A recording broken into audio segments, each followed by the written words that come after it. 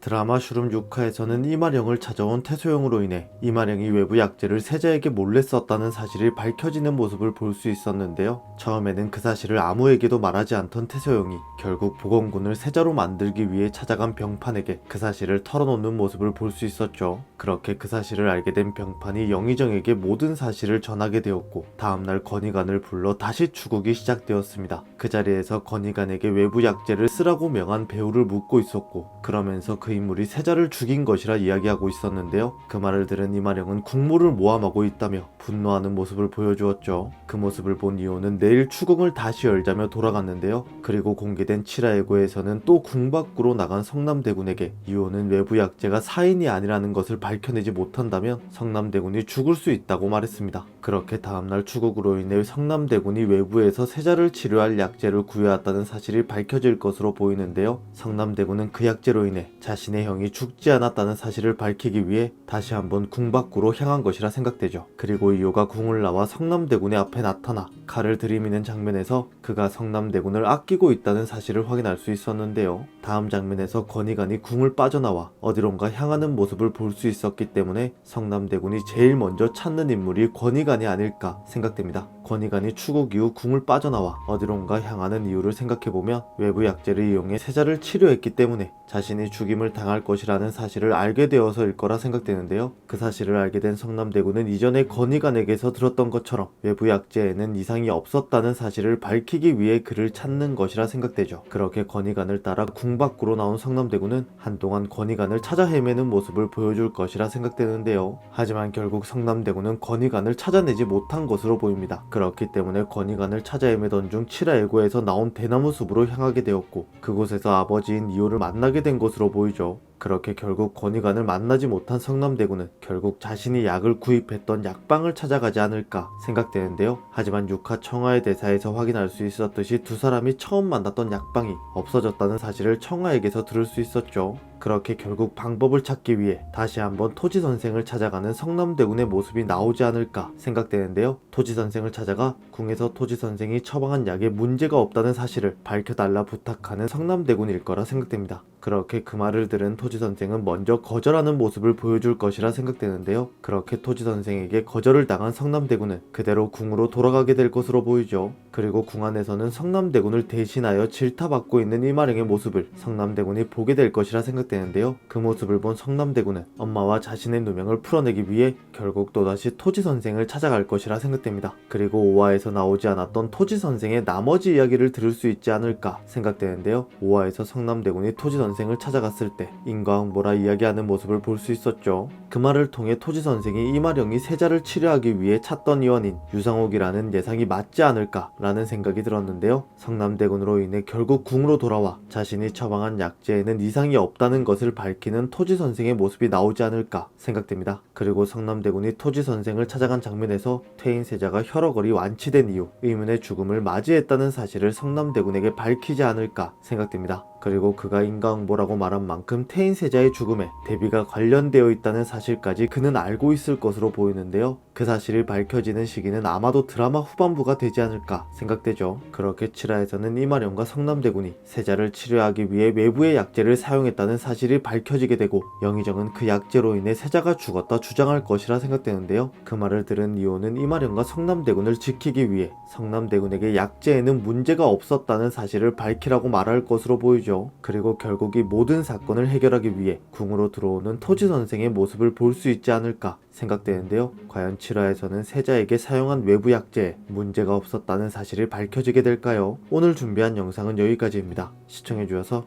감사합니다.